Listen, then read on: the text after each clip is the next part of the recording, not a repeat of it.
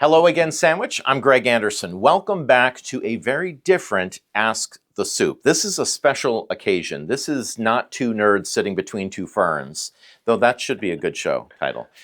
This is a tour of the brand new school administration offices in the old Health and Human Services building out on Quaker Meeting House Road. So I am standing in the superintendent's office, and unfortunately, he's standing with me because I wanted to rifle through the desk. Joe, Dr. Joe, hello. Good to see you. Thank you for letting us into your home. It's a pleasure. It's a pleasure. So you were in the wing school for how long?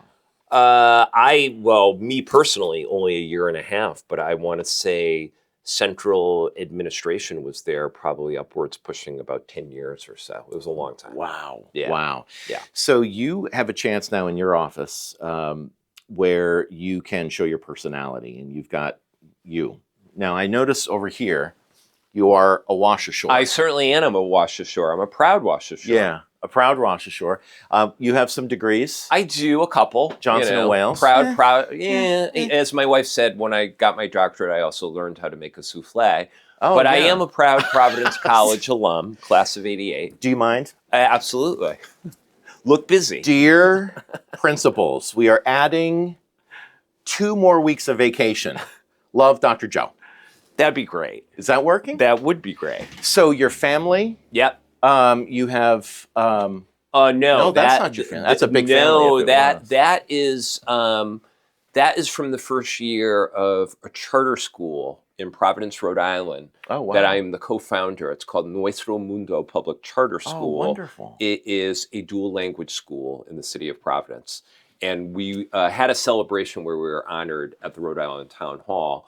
Nice. That is not my sister or mother or spouse, but that is myself and Senator Warren. Yes. Where was that? Much more importantly, that was in Washington, D.C. Yeah. During a meet and greet. But no, the more important thing are, my wife and my kids. And no matter how old, I will always be Daddy's girl. That is very, very true. I have a daughter. You know that. Yeah. And there's something about being Daddy's girl that's pretty special.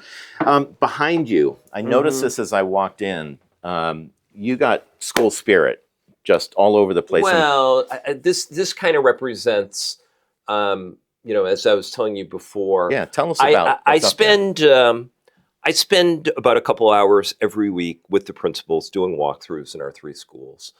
And honestly, in a unobtrusive way, I try to, just do some candids of what I see.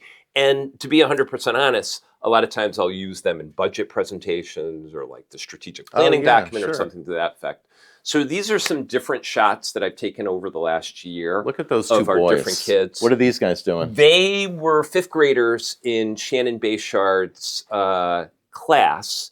And they were working on a writing assignment on their Chromebooks. And I just loved that they were just kind of cracking themselves up over what they were written writing. Word. Exactly. Yeah. This obviously represents, it's that moment of celebration when you are now graduates. Yeah. Just wonderful. Look at these, look at those boots. I'm digging the boots. Yeah, that is styling. I'm liking that. That is styling. Yeah. Flag Day? Flag Day at Forestdale, which is adorable. Every June 14th. Dress up like Dr. Maruschek? Yes, exactly. Show your age, show all your white hair. But no, those are, I refer to it as the high holy day of 1st grade, day 100. And I believe those are the kiddos that were in Cheryl Eastman's class. And that's this year? That's last year, actually. Last year's 1st graders this year dressed up as 100-year-olds.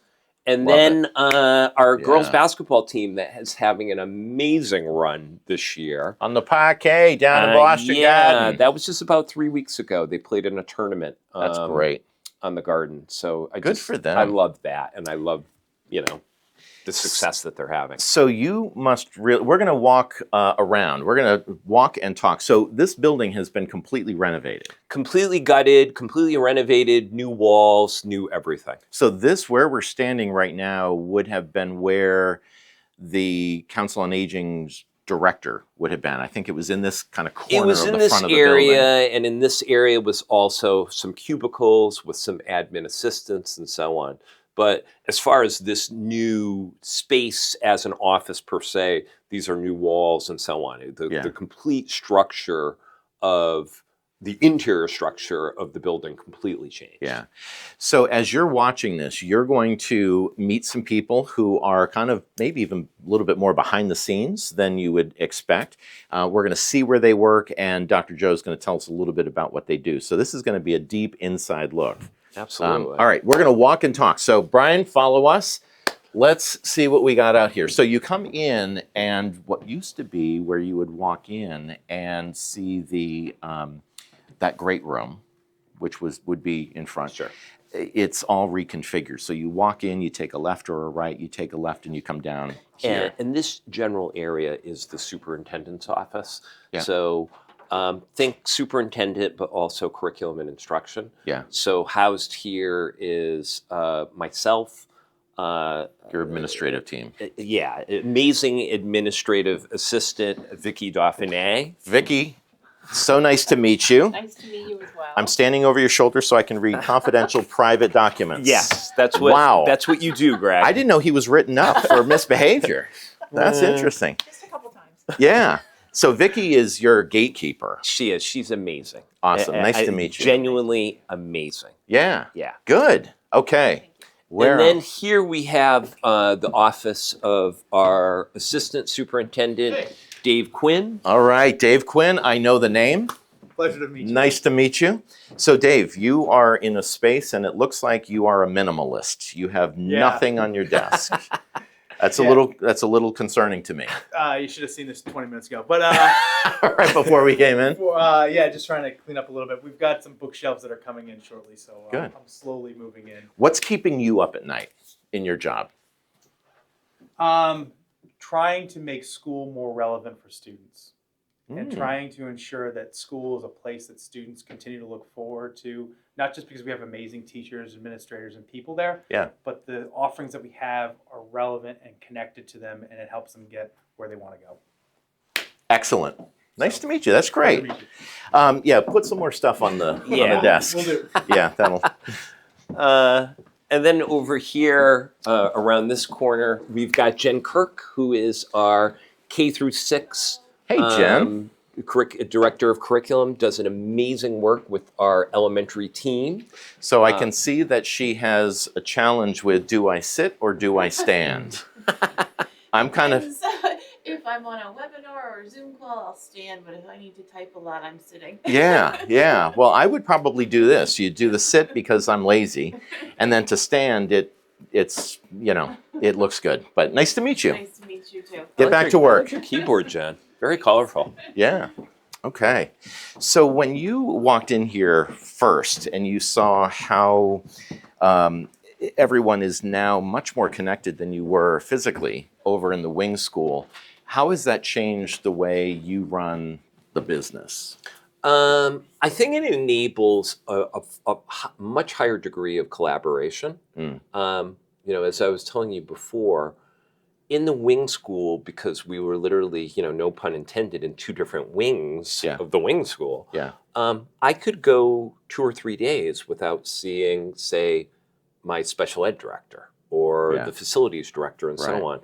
I think the fact that we're all in tighter quarters here, much better upgraded tighter quarters, I literally see, and we're not a very big team here. I think there's a total of like 13 of us who work here. I see everyone every single day. And that has a tremendous amount of value with regard to team building, connections, and so on. Yeah, good, excellent. You and Bud Dunham have a very similar experience in that you are in a condensed space now where before you weren't. Yeah.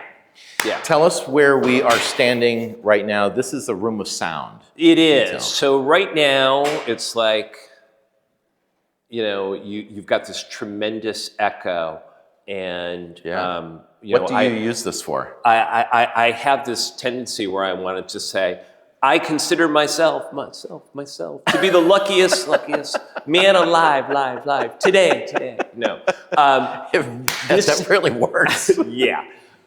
This is our conference room. So we use this for things like district leadership team meetings. We will also have subcommittee meetings of the school committee. We will do a lot of different, committees, such as our DEIB committee meetings in here, various professional development opportunities for teachers, teams of teachers, and so on. It really is terrific space because it's spacious, but we also have some great technology here. You have a lot of technology in the building just from walking around. But here's the way I think, so Brian, this is what I think we can be doing for the new set of Ask the Soup. Instead of being in the studio, you sit there. Go ahead, take a seat. All right. I'm gonna sit over here. And this is where we can do Ask the Soup. I think this is isn't this a good way to... It's very intimate. It's very intimate and encourages, you can lean in and ask really tough questions. I like this. Yeah. I like this. Okay. It works. Yeah. All right, we'll think about that. All right, so let's go out this way. Sure.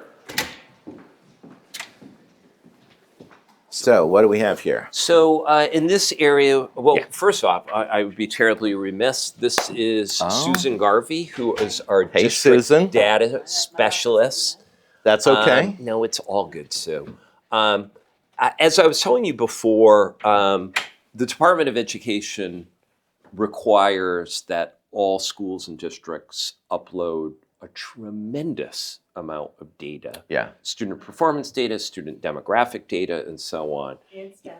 And staff data. Staff data, each and every single day. So I can't think of a district that does not have a person like Susan, who's the data specialist. Susan is absolutely amazing. I'm not just saying that because I am Fist bump. 5 feet away from her. Excellent. In the sense that you need somebody who is remarkably meticulous, and knows about good data hygiene and practices and so on. And Susan has been a godsend to us. I've been doing it for a long time. So. Excellent. Well, good. Well, she's also a Wassashore, and she did this job in Holliston for quite some time. Oh, all right. Yeah. Excellent. Well, nice to meet you. You too. Grab your phone. That's okay. We're interrupting. So, Pupil Services And Business Office. Yep. What is this section of the area? So this right here, starting with the amazing Lisa Silverman, who is the admin assistant for our Director of Pupil Services, BJ McNamara. Lisa really is kind of the gatekeeper, just like Vicki, but also helps organize all of our predominantly special education functions across the district. Great. Excellent. You can't really see... Brian, come over here. She's got an apple on her desk. Very academic. Yes. I like that. And it's also her snack. Oh, all right. Well, fine. We can let you have that. I heard you say earlier, Lisa, sorry, that this is from the Wing School, this artwork. Yes, and that's Truro, I believe, but I don't know the artist. Yeah. No, that's great. Excellent. Bring a little bit of history. Nice to meet you. Okay. So here we have BJ McNamara. BJ is our Director of Pupil Services. Hello, BJ. How you doing? Well, Love this. I see Mr. Bernard, though. How did BJ come?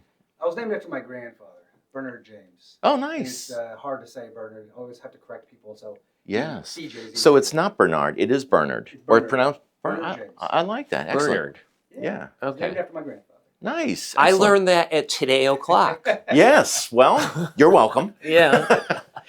So what is your function? What do you... Director of Pupil Services. And what does that mean? So it's special education and then other areas that we also work with. So a student who might need tutoring because they're home hospital services, Okay. that would go through this office as well. So situations like that, 504s, but predominantly students with disabilities. If Okay. there's a need there, then we kind of oversee compliance for special education. So that would be IEPs. It would be any special services. IEPs predominantly, also 504s fall under this office as well to make sure Okay. that we're in compliance with the law.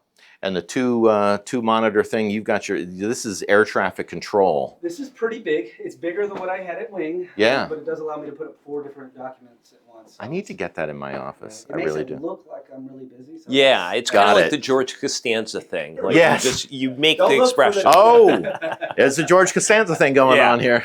BJ, great to meet you. Great to meet you. All right, thanks All for right. letting us barge in. And we're also very, very fortunate in that we've got other small meeting space in here. This is also for Pupil Services. So Yeah. in the event that you had something like an IEP team meeting Right. that needed to be here. A little bit more of an intimate discussion. Exactly. Yeah, very good. So tell me about your technology. How do you come up with making sure you have the right type of technology or right amount of technology? I think Sandwich, like a lot of districts, the pandemic really was a game changer in the sense that it forced everybody to up their game almost instantaneously. So Yeah. we are a one-to-one district. So every single kid has his or her own Chromebook.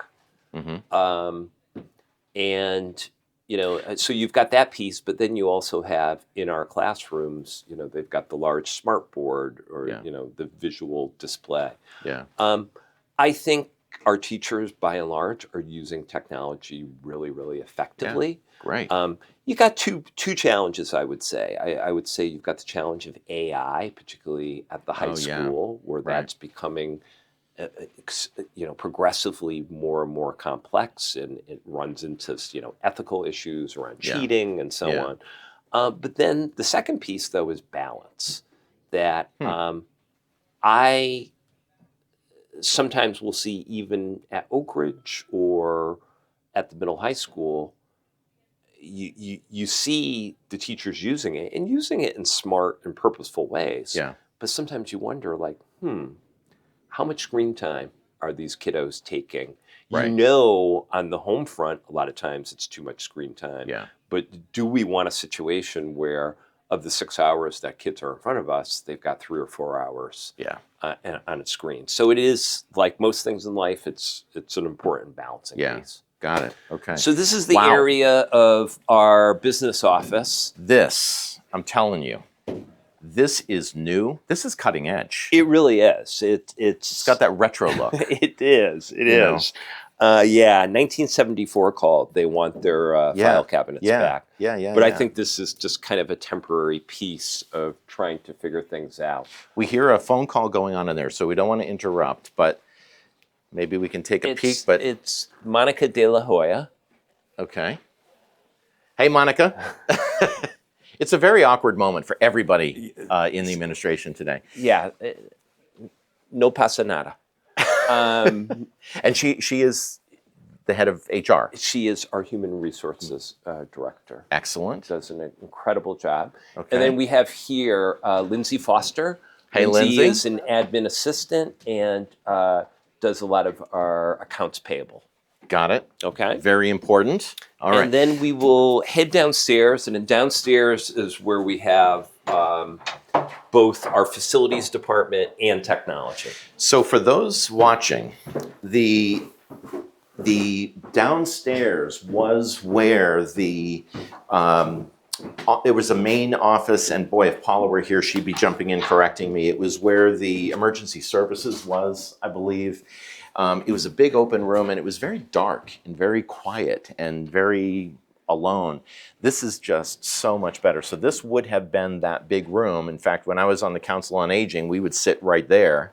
And but this was the big downstairs. What do you use this space for, Joe? So this space is kind of the open space for our facilities department. So here we have, say hello, Mimi Shorten. Hi, who's Mimi. The admin Nice to assistant see for you. facilities. Thank you. So for if you letting think us in. about, the amount of community use that our 3 buildings, our fields get, and so on. Oh yeah. Through all the youth leagues, through community-based organizations, outside organizations, everything goes through Mimi. Wow. In addition to kind of being the admin assistant for all things facilities. Wow. So it's a huge That's a job. big job. Um, That's a big job. and- And you've got some older buildings, which I want to talk to you about. We do, and we've got significant capital needs in all three buildings because, honestly, because of years, if not decades, of deferred maintenance. So let's talk about that a little bit. The deferred maintenance there. Talk to me about the Fincom meeting that you have coming up. The It's a $1 Fincom million meeting, isn't it? Well, it's actually a little bit more than that. Yeah. Coming up, I have a presentation to the Fincom about our FY25 budget proposal. But in that also talk about plans for how we will expend some additional capital funds. Mm-hmm. The town is allocating, I believe, roughly 1.9 million in capital funds. Okay. Splitting about $1 million going to the schools and about 900,000 to the town.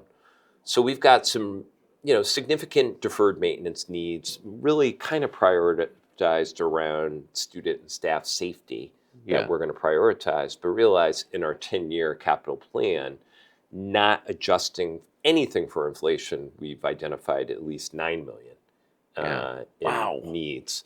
So the FinCom kind of wants to know the specifics about that. Over the last, I want to say 8 weeks, myself and our facilities director, Chris George, have done tours of all three buildings Yeah. with all of our FinCom members, all of our select board members, to kind of fill them in on so they could see firsthand where some of the issues are.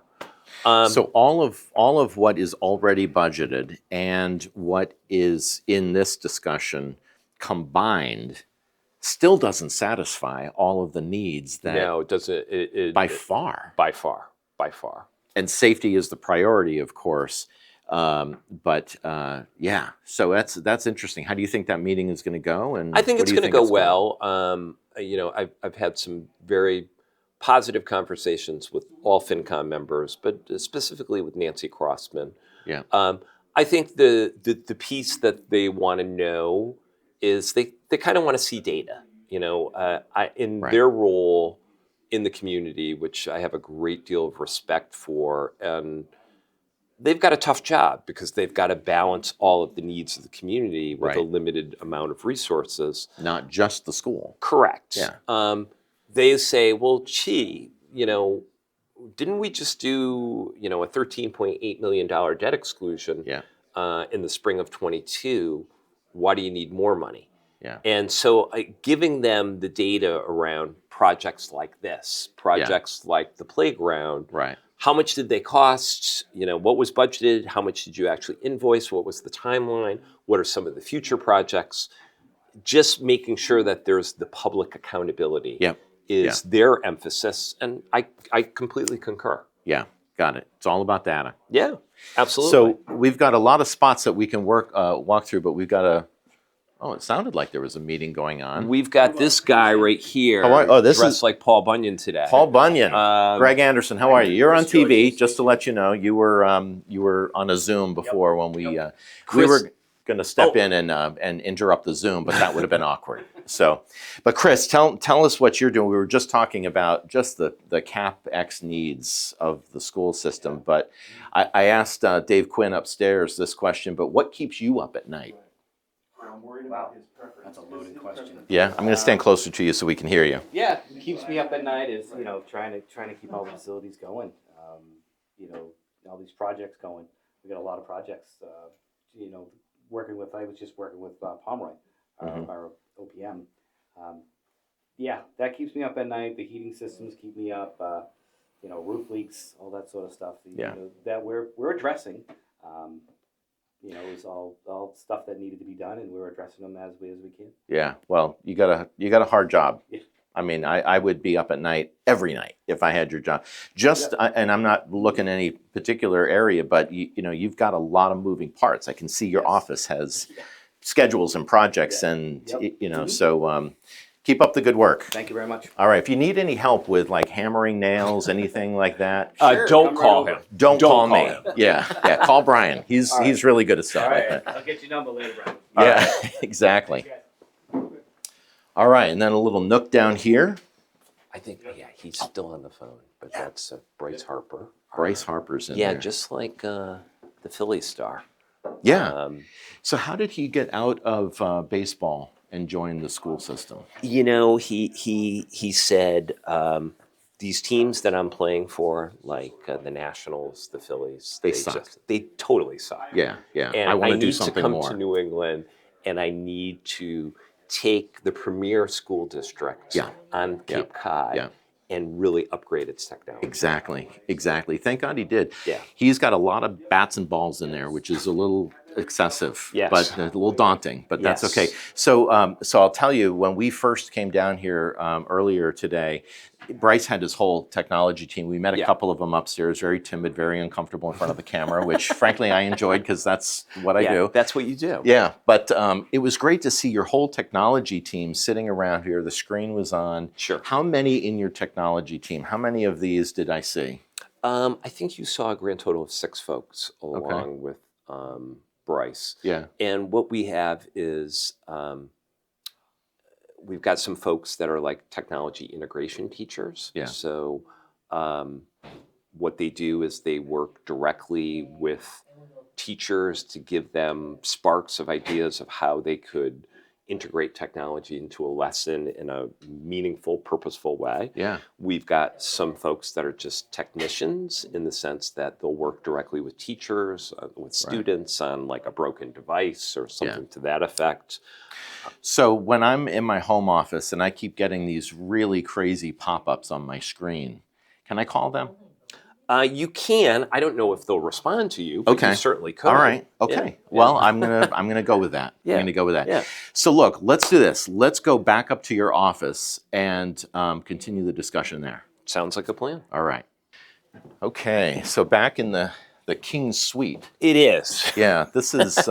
It's the palace. Yeah. So, explain this to me. That would be called a magic 8-ball. Oh. And it's what I use to make all my major decisions. Interesting. Snow days, Snow days. So graduation. yeah, when hires, anyone that you like, do we want to hire this person? Yeah. Oh.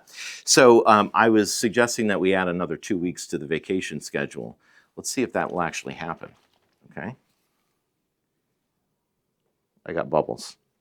It might say unclear Here, right now. you manipulate the ball. Did I shake it too much? Yeah. This is what's called a blooper. Ask again. Ask again. Okay. Yeah. Excellent. And then this means I didn't take Easy. Spanish. So así de fácil, which Nice. means that was easy. That's easy. Yeah.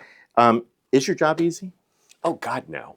No. It seemed like a good idea. Yeah. 13 years ago, 14 years ago. But here you are. No, it's a great job. It's so fulfilling. It's so satisfying. But yeah, it's a super challenging job. Yeah. And as I say to people, if I could have a quarter for every time somebody says, "Oh, I wouldn't want your job," even the silly things like people think of superintendents when they think of snow days. Yeah. But like. For example, last night on the news, they were saying, oh, we could get, Cape and the Islands, they could get a little under an inch of snow. So your antenna goes up and you're like, oh, am I going to have like just this freakish thing show up where, so you automatically, you don't even have to set your alarm because your antenna went up. Yeah. You're getting up at 4 a.m. Yeah. So you've got that. But really, when push comes to shove, the thing that is the most fulfilling part of this job is knowing that you can influence the education of, in our case, 2,200 children in our community. And you can connect with kids, you can connect with principals, with teachers, with families in a meaningful way. Yeah. And despite the challenges, despite the headaches, that is what gets me excited going to work every day. Well, look, it is a pleasure being here. Mm-hmm. I know when we originally spoke, and I said, look, I'd love to do an Ask the Soup and have you take us around. This was actually far more meaningful of a visit as far as I'm concerned because, and I don't have kids in the school system, but there are so many faces of people Sure. who come here every day and they work so damn hard for Yeah. the school system. Yeah. And there's energy, there's positivity here. There's like your team is just it's a really good team. Well, thank you. Yes. And I know the celebrity factor of me showing up kind of gets everybody to stand. You are Mr. SCTV. I know, but I like to think that these guys like working for you. Hopefully, yeah. Yeah. Yeah. I All like right. I It like was a talking to you, pleasure. my friend. All right. Thank you so much for joining us. Hopefully this is a fun and educational and interesting episode for you. I'm Greg Anderson, and we'll see you next time.